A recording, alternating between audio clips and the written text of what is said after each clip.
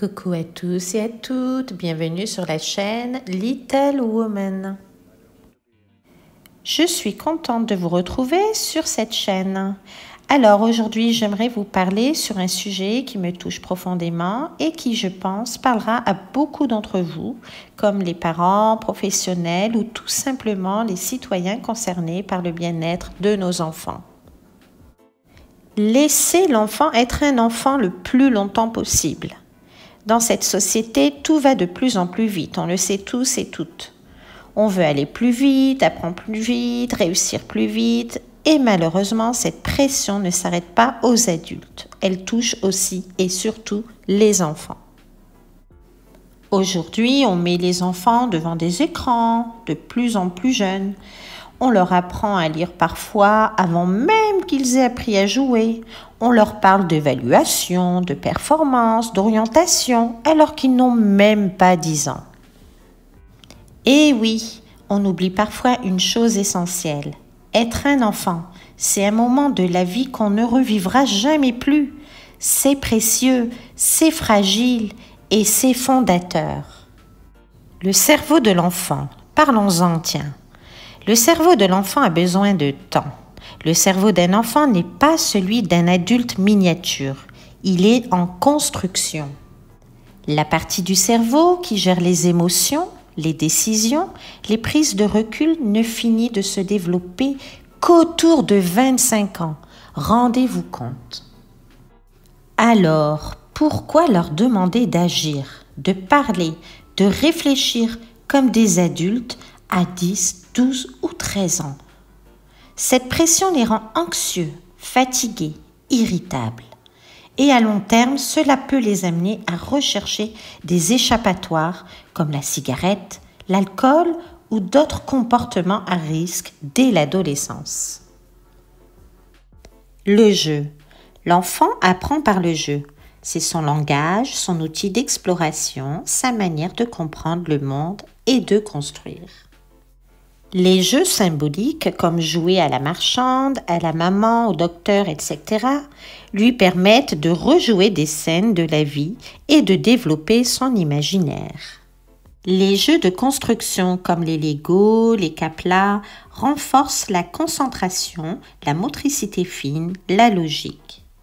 Les jeux de mouvement, comme courir, sauter à la corde, grimper dans des arbres ou faire de la trottinette développent son équilibre, sa confiance en soi et surtout lui permettent de décharger ses émotions.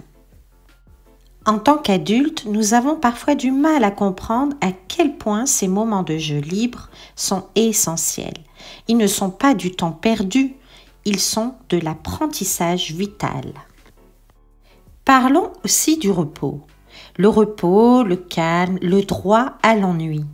Un enfant a besoin de jouer, oui, mais aussi de se reposer, de rêvasser et de s'ennuyer. L'ennui, ce n'est pas un échec, c'est une fenêtre vers l'imaginaire. Quand un enfant dit « je m'ennuie », il est souvent à deux doigts d'inventer un jeu merveilleux ou de poser une question passionnante. Respectons leur rythme. Tous les enfants n'ont pas besoin d'être en activité toute la journée. Parfois juste s'allonger, regarder des nuages, écouter des oiseaux, écouter une histoire ou même ne rien faire. C'est exactement ce qu'il leur faut. Une bonne alimentation.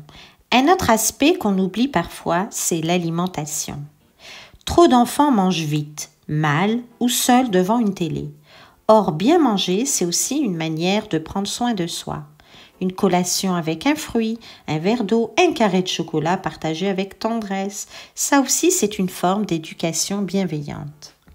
Des repas pris ensemble, en famille ou avec des amis dans le calme, sans stress, ni obligation de performance, favorisent le lien familial et la sécurité affective. Le sport, tout et la nature. Il ne s'agit pas d'inscrire nos enfants à 4 activités par semaine pour être le meilleur, le plus fort. Bien au contraire.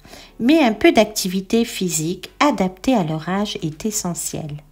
Marcher dans la nature, grimper sur un tronc d'arbre, arroser des plantes, aller nourrir des canards, ce sont des moments simples mais d'une richesse incroyable. Un petit tour de vélo, un ballon dans le jardin, une séance de yoga pour les enfants ou une danse libre dans le salon, ça les aide à se reconnecter à leur corps, à leurs émotions, à leur souffle.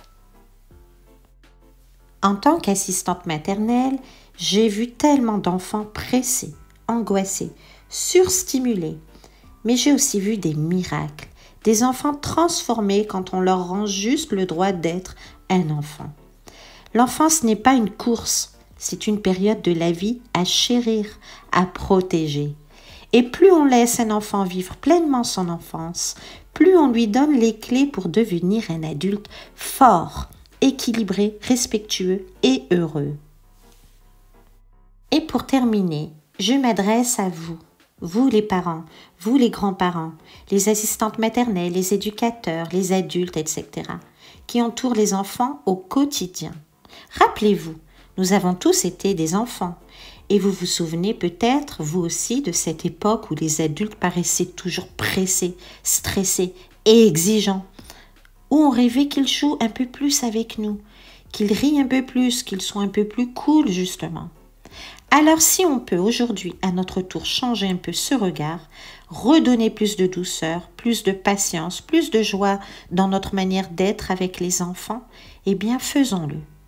Ce n'est pas toujours facile, ça je le reconnais. On court, on travaille, on gère les factures, etc.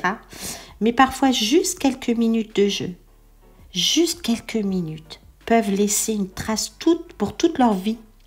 Et oui, l'enfant que vous avez été a peut-être manqué de ces moments, mais l'adulte que vous êtes aujourd'hui peut leur offrir. Et ça, c'est une grande victoire. J'espère que cette vidéo vous aura plu. N'hésitez pas à vous abonner et à mettre des pouces ou un pouce si ça vous a plu. Allez, je vous dis à très bientôt pour d'autres vidéos. Et pensez à vous amuser. Allez, bisous, bye bye, à bientôt.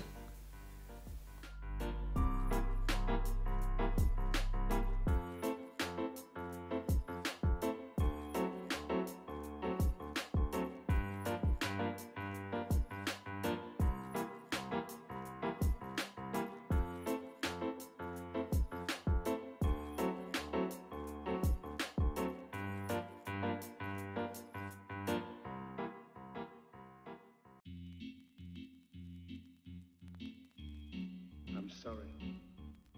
I don't want to be an emperor. That's not my business.